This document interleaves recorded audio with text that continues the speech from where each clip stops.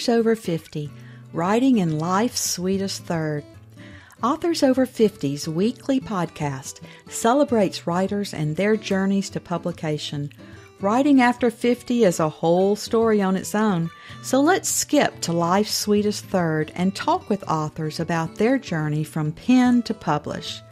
Welcome. I'm Julia Daly, your host, and I invite you to listen to interviews with writers who've achieved their goal of publishing a book just later in life. We've seen award lists for under 30 or under 40, but I've yet to see lists for those who've achieved a significant milestone of their own, launching a new career and publishing their first book after the age of 50. We will hear about these authors' inspirations, struggles, strategies, and the smell of that first book. These writers' journeys inspire me because I'm one of them. My guest today is the author of the debut memoir, Disassembly Required, a memoir of midlife resurrection, a story about beginning again after the American dream implodes.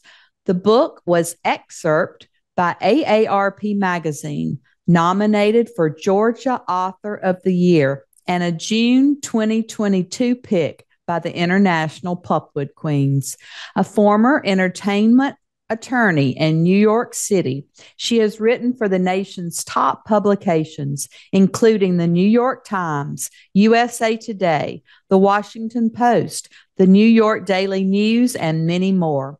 She also gave a popular TedX Talk entitled How to Begin Again. She now makes her home in one of my favorite cities, Savannah, Georgia. Welcome to Authors Over 50, Beverly Willett. Thank you, Julia. I'm so happy to be here. And I just want to say congratulations to you because I know this podcast just got a very exciting award. So congratulations and thanks for having me. Thank you, Beverly. That award is due to the fascinating authors I'm interviewing every day, just like you. Thank you. Beverly, our opening question on Authors Over 50 is always, what took you so long to write your first book? Well, actually, the one that got published wasn't my first. I still have a couple in the drawer and that might come out again. But I was living other lives before now. As you said, I was an attorney for many years, had children to raise. Then I went through a very terrible divorce and was sort of busy being a single mom and keeping everything together. And then I would have to say too, it took a while to get published, but I was paying my dues as a writer. And I just, I thought as a lawyer, you write in a certain way. And I took some courses and really had to rethink about writing commercially because it's a completely different style of writing. So I was learning my craft and also I think just paying my dues and building up to the courage to write something big instead of something small.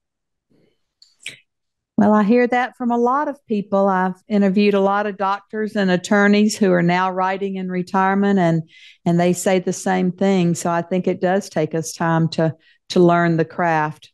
I had to learn fiction after being in public relations and marketing for most of my life.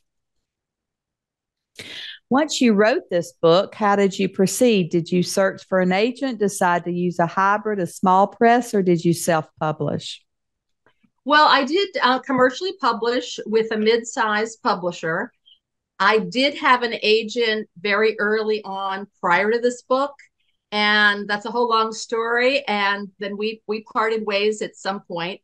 And I didn't even know I was writing this book. So I started writing this book, and then I went out to look for agents. So I was getting a lot of reads, but I was also at the time people were saying memoir is really hard, and and what's your track record and how many Twitter followers do you have, and your book doesn't have sex, drugs, and rock and roll in it. I mean, literally, I was getting rejections that said, "We love it. You're a very good writer, but it doesn't have that." And so, marketing became an issue in the minds of certain people. And so I was sort of figuring out, well, what am I going to do? How am I going to get this book out there? And then my mother died. So that sort of put things sort of in a holding pattern because I was grieving. I cleaned out my own house and then I was cleaning out hers. So I sort of came back to the book after that and said, well, okay, I'm going to start looking for an agent again. At the same time, I had a friend who was an author, and she said, well, my publisher, this mid-sized publisher, will look at a book if it's through an introduction without an agent. Would you like for me to send it to them? And I'm like, yes. So at that point, they liked the book. And I thought, well, I am over 50 and I'm just going to, I'm being given a yes. And I felt like that was, I wanted to accept that yes. I felt very grateful for that yes. And so I went with them. And it was published in July of 2019. Well, that happens to so many of us. So many of us don't want to wait 2 or 3 years to get an agent and then 2 or 3 years to get published. And I've heard from so many who wrote their first book and then became quite prolific after that. So there are a lot of books in a lot of us. But I want to know about this title. I love your title, Disassembly Required. What was your inspiration for the title and the story? Well, thank you for that. And, I was really, it was really fun getting the book published, looking at the cover and everything. And I thought to myself, okay, when am I going to have the conversation with my publisher about the title? Because I had read that publishers usually change the title and they hadn't brought that up. And I thought, so I finally asked them and they said, oh no, we love the title. And I was completely shocked. But, to me, I went through, the list. We make the list as writers, the hundreds of things, and we just go through them. And I was thinking of what was counterintuitive. I was thinking, you hear assembly required. That's kind of like a buzz phrase. And all of a sudden the light bulb went off because I realized that my story was about starting over. And in order to start over, in order to grieve the losses that I really had not grieved, sort of the loss of the American dream, the family as I knew it, my marriage, my youth, my old career, all of it. And finally, the loss of my house. I was really going through a grieving process. And in order to do that, I was sort of having a life review where I looked at everything in my life. I looked at my whole history because my house was filled with everything from my history, my children's history, people who had bought the house before us. I mean, the stuff I had to clean out was incredible. It was just 4 stories and a cellar. So I really was sort of taking everything apart and looking at it and coming to terms with the losses. And then also friends kept saying, oh, this is great. You're going to be able to reclaim your life.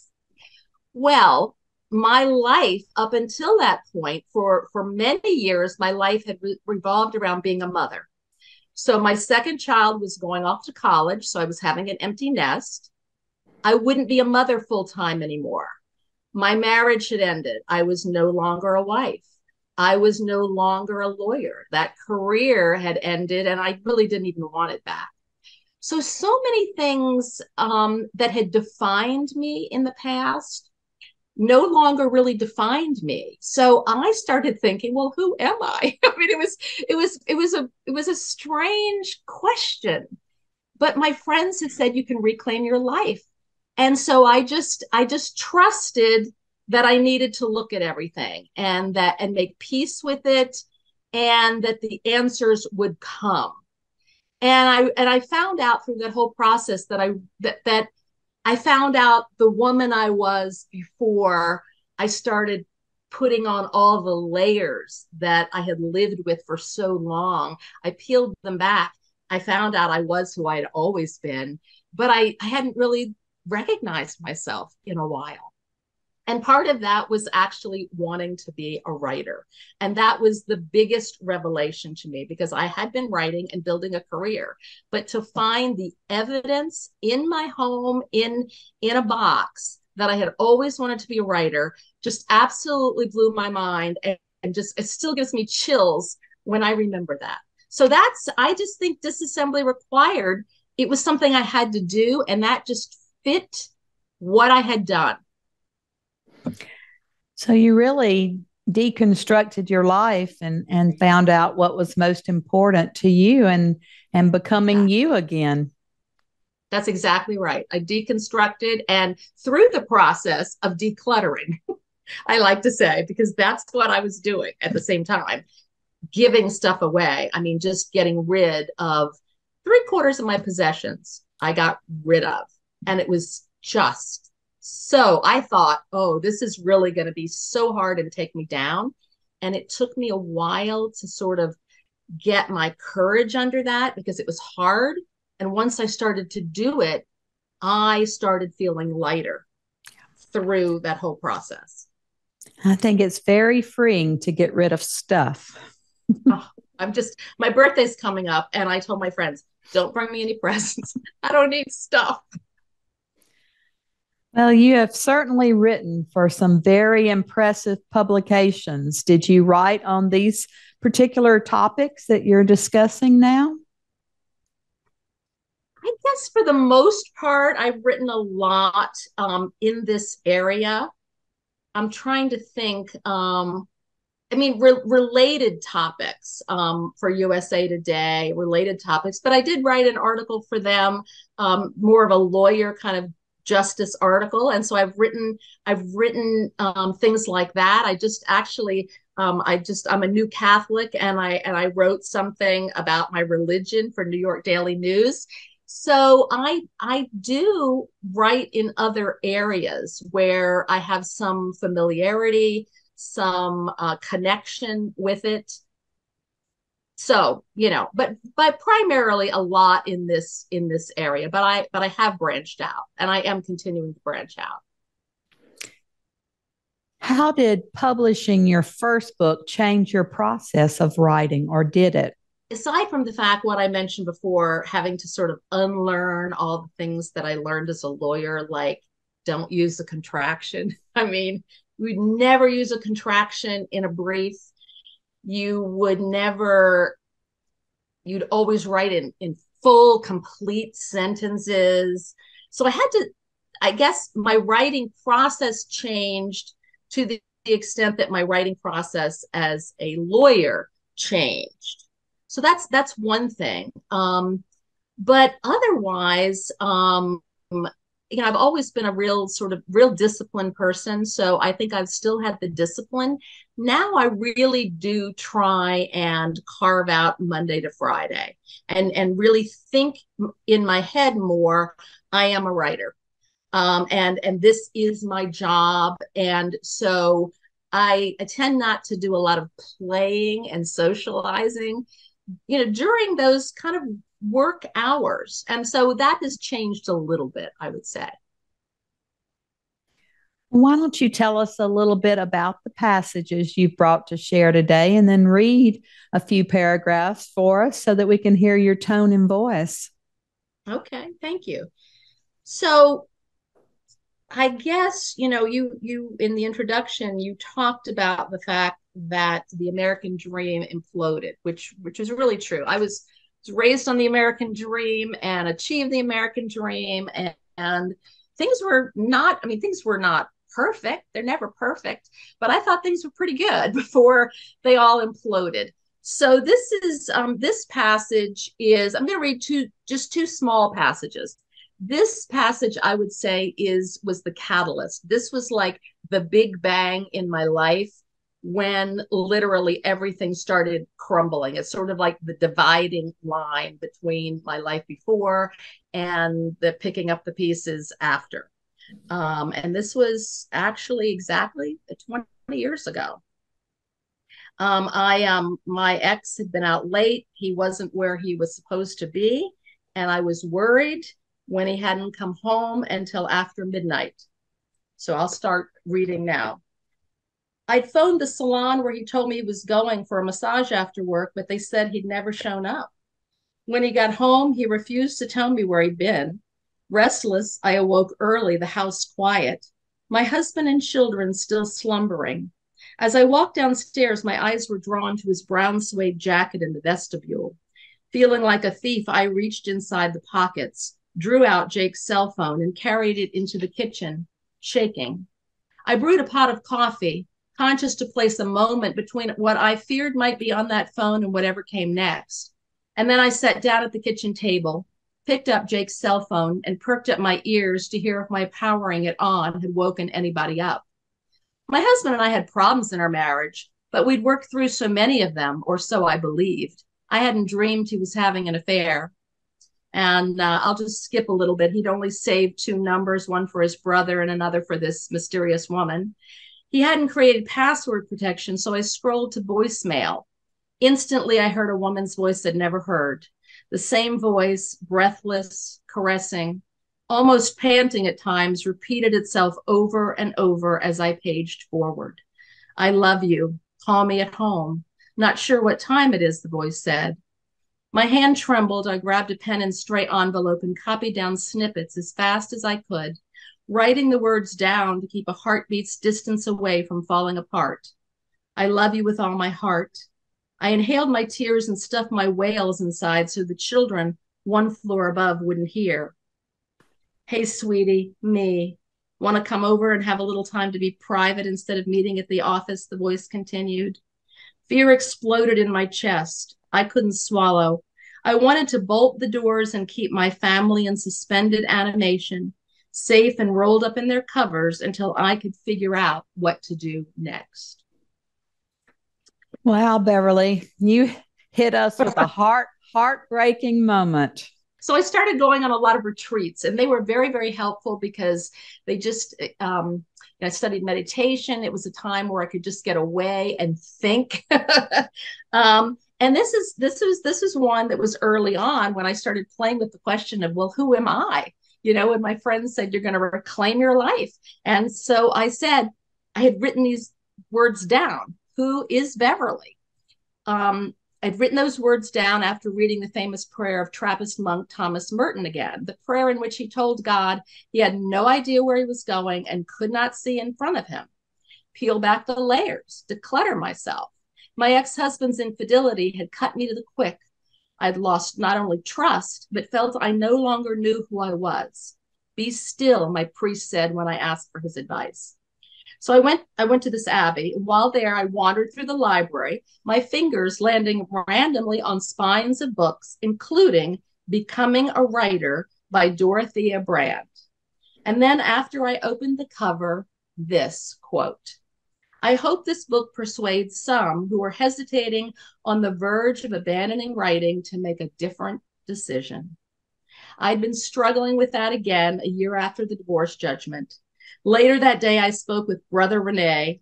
He'd introduced me to the rosary in the chapel outside the church one day. I told him I'd seen the name Willett on so many tombstones during my drives in Kentucky. Then you must be from Maryland, he said. Apparently, Willetts from Maryland had fled to Kentucky because of religious persecution. So what do you do, Brother Rene asked. I'm a former lawyer, I said, a profession long gone, as if mother or writer wasn't enough. So you must be a writer now, Brother Rene said. Whoa. How did he know? And then validation. So there were other moments like that throughout this whole process when it just became clearer and clearer that it is who I was and who I'd always wanted to be. Well, I love when we have clear signs. You had several signposts along the way. It's not always clear when you're a writer, that's for sure. But these were pretty clear, but some days are pretty muddy. Beverly, what does your family think of your memoir? Sometimes families are not so keen on having secrets come out in book form. Well, certain ones I have no idea because they've never said anything, so I don't know. But this mostly, there's not a lot in here about my family except for my ex and my 2 daughters. I would say those are, there's certainly a lot in here about friends. But my daughters are very proud of me. I should just say my daughters are very proud of me. But yeah, obviously it was a very difficult divorce. It was a very bad divorce. So I don't, I want them to love their dad. They have a good relationship with their dad. And so I just want to keep that. So we don't discuss some of the things, but I should say that in writing this memoir, there was plenty of backstory to fill another whole book. And I only chose the backstory that I felt was necessary in order to tell my story of healing. So this really, I think, is my story. It's my story of how I healed. And I told enough for readers to know what had happened, where I was, and what was the catalyst, and what were my heartaches. But the story really is focused on me, and I tried, when I did my edits and everything, to make sure that I always came back to what was the story that I was trying to tell, and what was the focus of that. And I think in doing that I've written something that that I'm happy with and proud of, that doesn't trash anybody. Just to be honest, I mean, I don't think that it does. So. And certainly there are a lot of my shortcomings in there. Well, they say to write memoir and to make it important to others, it has to have universal truths in it. And I think you've already touched on some topics today in your memoir that are universal to many of us. Thank you. Well, I don't see it just as a divorce memoir, because there were many other losses that I was going through and also just making peace with the fact that I had grown older, and that I was an older author starting this career, over the age of 50. So there were a lot of things in there in terms of regret and losses that have a broader application, I think. I think that's so true. And I think that there's so many of us who waited until later in life to write. And so many of us think, well, I wish I'd started sooner, but it wouldn't have been the same story. We wouldn't have been the same authors. We wouldn't have been able to have that hindsight that we now have. I mean, I think that's true. When I first started out actually writing and taking some courses, I was still married, and I started writing a few parenting articles, and that was what I was doing. And so that was what was close to me. And I felt okay with that. But for some reason, I felt like I just don't see this as my career, writing parenting articles. And so, I can laugh now because this really horrendous thing gave me something powerful to write about, and a way to connect with people that I would have never connected with, people that write to me now and say, thank you, because I see myself in your words. And so I think that it gave me a purpose that I never imagined through a hardship. And I think sometimes those hardships do open the floodgates for us to be able to access our emotions and to be able to write those things that we never thought that we would before. I'm always interested in publicity efforts. What have you done to promote this book? There's so many of us who would rather be writing than promoting ourselves. Have you found anything that's worked for you? Well, I'll tell you, this was a hard, it feels like my promotion has been sort of stopped and started, because the month before my book came out, I was in a near fatal accident. So that happened. Then I had surgery. Then COVID hit. Then I got breast cancer. Okay. So that's just okay. So I feel like I haven't had a normal kind of, if there's a normal year of publication, and that now I'm starting, I applied to, it came out in 2019, but I applied to the Pulpwood Queens, and they selected me for 2022. So I feel like I'm kind of going back out there again. And I have had a lot of podcasts. I mean, I do write articles.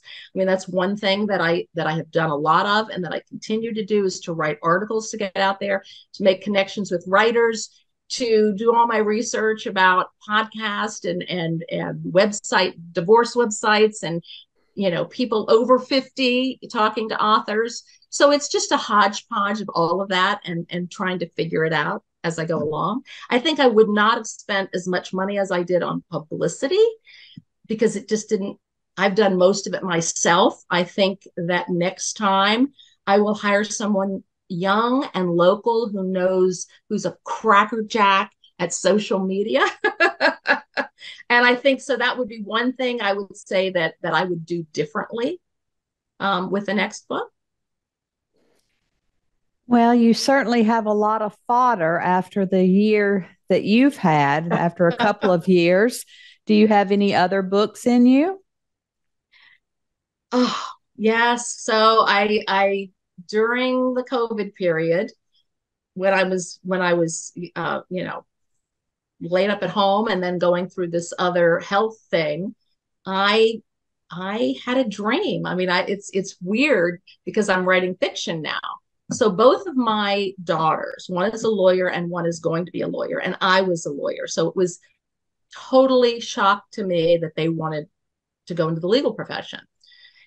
And so I was really excited because I got to talk to them again about the law, and then I started remembering things that I loved about the law. And so I had this dream, and I started imagining this young lawyer. She's not me and she's not my daughters, but she is set in New York City. She's a young millennial lawyer at a big firm, and I have had experience at big firms. And I wanted to really see and explore what's it like for a young lawyer in the cutthroat profession of Manhattan law today, who is trying to make it. She's also trying to figure out what she really wants. She's in a relationship, and I started realizing that young women who want the career and relationship, they're juggling all the things that I used to think about 30 years ago when I was a young lawyer. That some things have changed, but a lot of things haven't.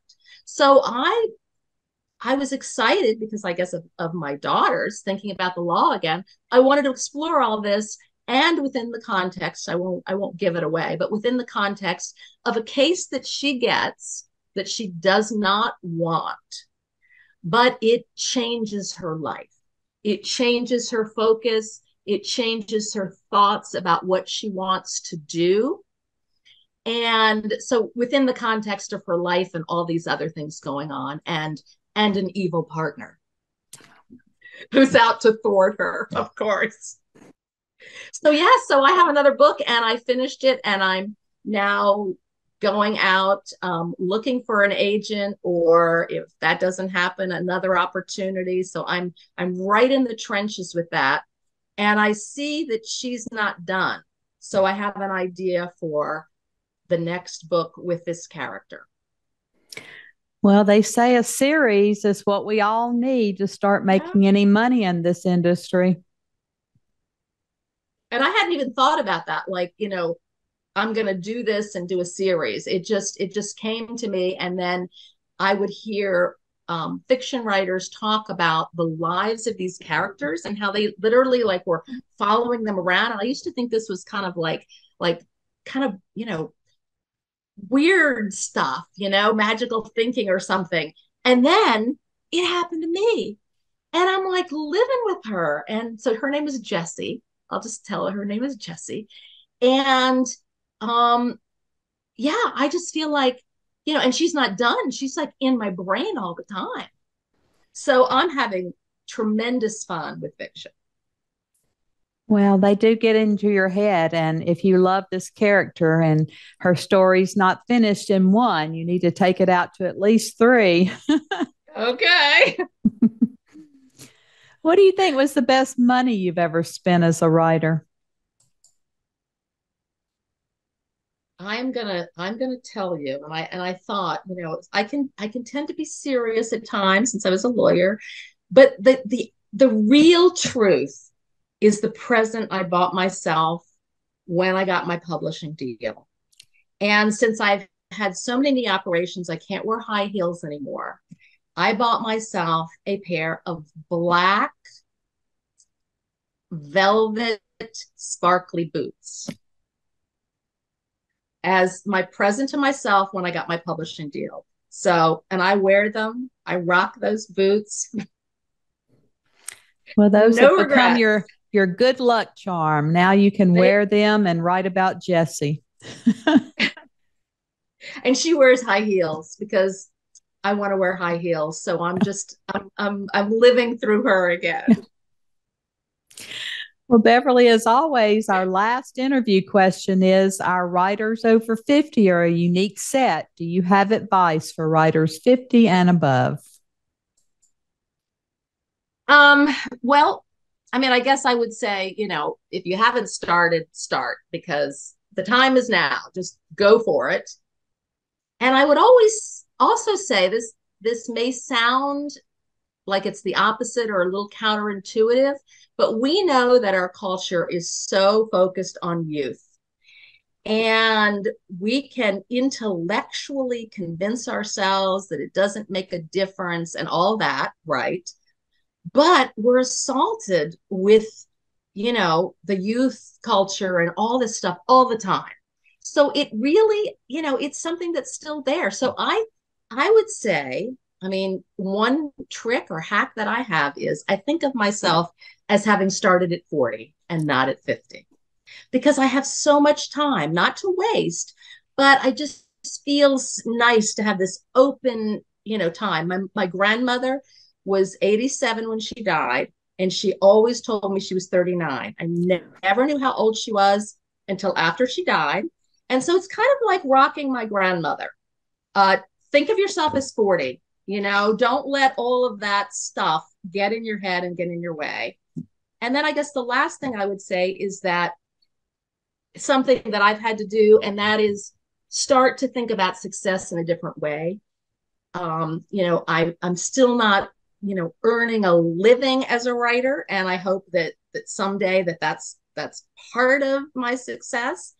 But the chances that we're going to have the bestseller and be famous, if that's our goal, it's not mine, is very, very slim. So don't even think about that because you're going to set yourself up.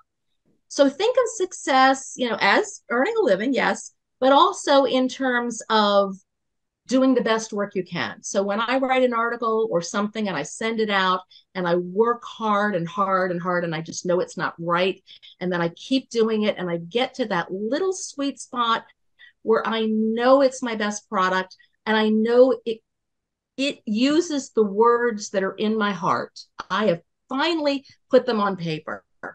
That's success for me. That is total success.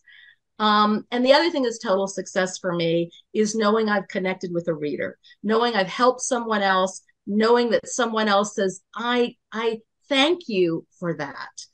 That's success. So I would say, remember to connect with those successes because they're so important to keep you going and encourage you.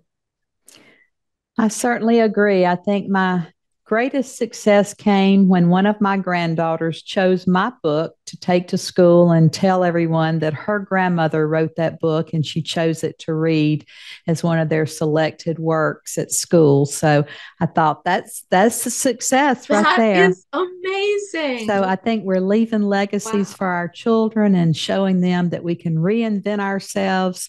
And I'm interviewing people in their 70s, 80s, and 90s who are still writing beautiful work. So I agree with you. We just need to keep a young mindset and continue to write. So we just thank you so much for being with us today. And we're happy to say that you're now counted among our authors over 50.